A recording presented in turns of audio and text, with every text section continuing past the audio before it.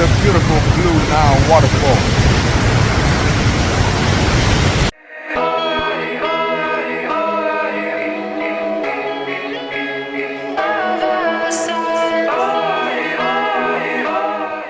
So jumping into the next day here in Bahar, we drove all morning and we came to the Blue Nile so we can actually go at the waterfall. So starting a new day off, mixing things up. But let me show you guys the landscape here. We're gonna take the boat, cross the river, and then we're gonna do a little hike, trekking for like 20-25 minutes.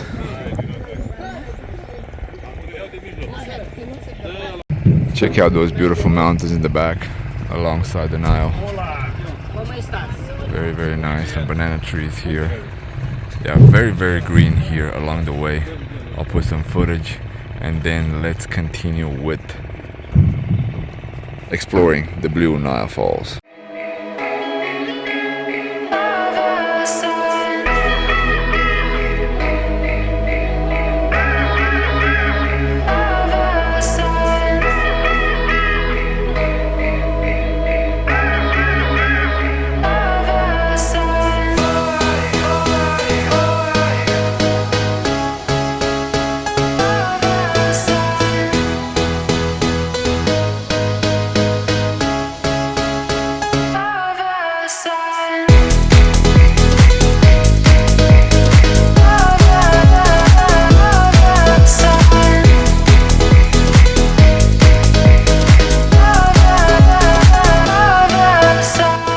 So interesting that even here we have some volcanic rock as well heading over that way, and this is pretty much how everything looks like. There are a few plantations here. They're growing wheat alongside the Nile, and they're also growing quite a bit of onions. So here we have the first viewpoint of the waterfall. Check it out. Very, very nice and way cleaner than I expected. Every single time I've seen photos of it, it was actually quite dirty. But right now, the end of the dry season, so that's probably the reason why. So most likely, once I get there, it's gonna be really loud and you won't hear me.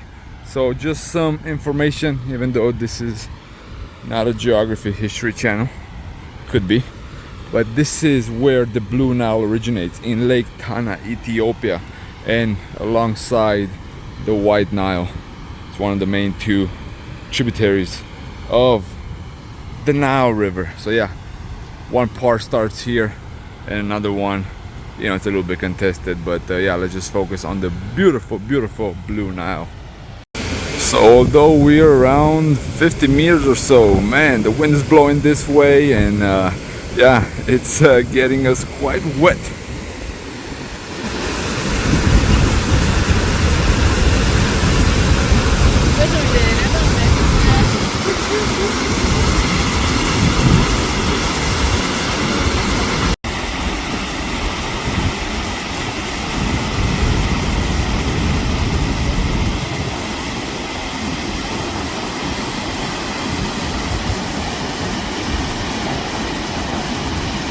Let's see how close we can get to the waterfall without getting completely wet.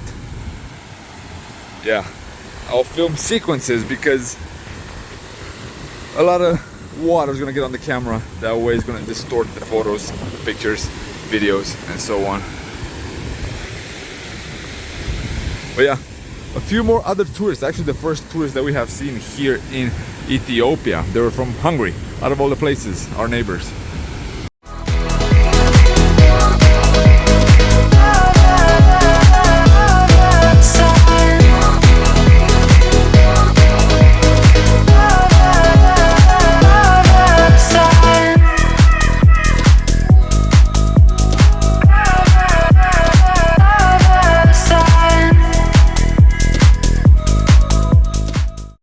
I could probably get a little bit closer somewhere down there, but I'm gonna be completely wet.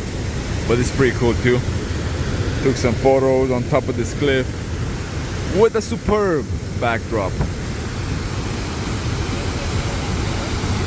And of course, for archive purposes, gotta get myself in the photos, in the video, in the footage with the beautiful Blue Nile Waterfall.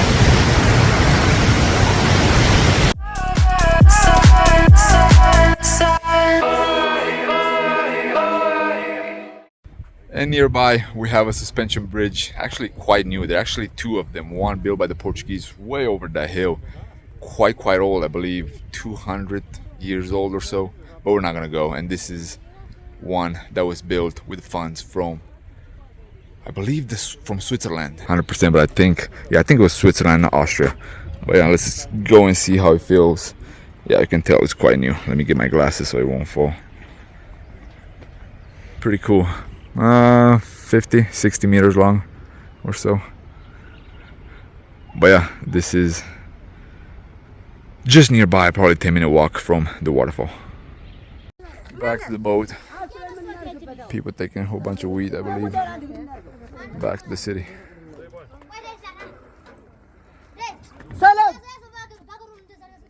And arrived at Lake Tana for a little boat ride. But check out this cargo ship with a whole bunch of cement blocks.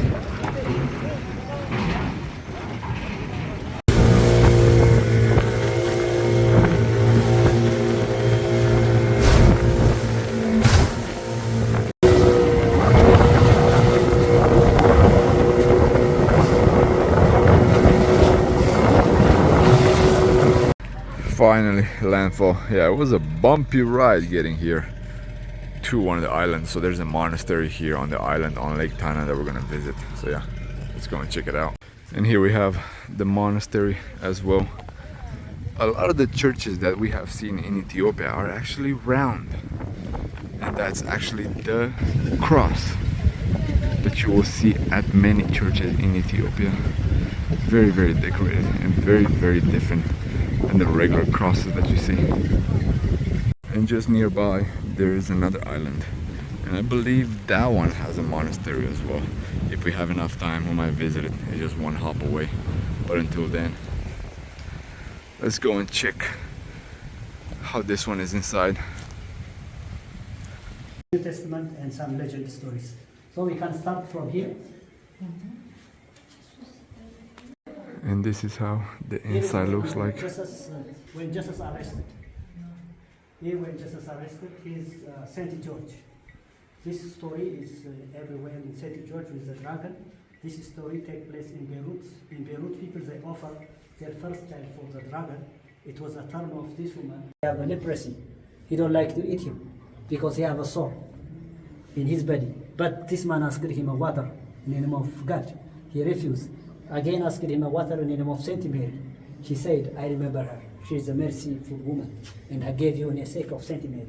And he gave him a drop of water in the name of Saint Mary. And when he died, Saint Michael balanced what 878 people, what he gave in the name of Saint Mary, a drop of water.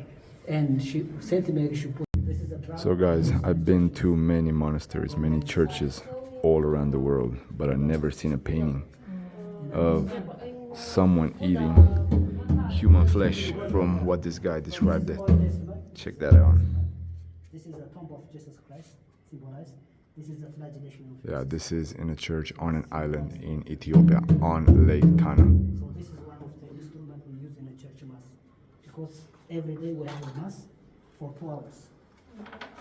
So there are no caves on the island, but they made something similar. They dug a little bit and they built this little house, so it's like a man-made cave, also from the 13th century, just like the monastery. Interesting, very interesting, all the things here in Ethiopia. The church itself is not spectacular or anything. It has some beautiful paintings. It has that painting with a cannibal on it, which is the first thing that I've seen. But the location in the middle of Lake Tana, it's quite interesting. Yeah, so this one is used for praying. Some of the nuns come here and pray. And I mentioned previously that Lake Tana is the source of the Blue Nile. Well, this is the mouth. This is where it starts. And then it flows all the way to Sudan, where it meets the White Nile.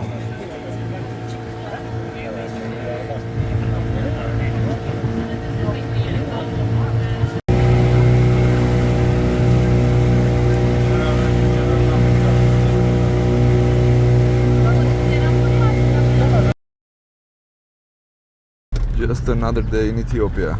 Cows going to work.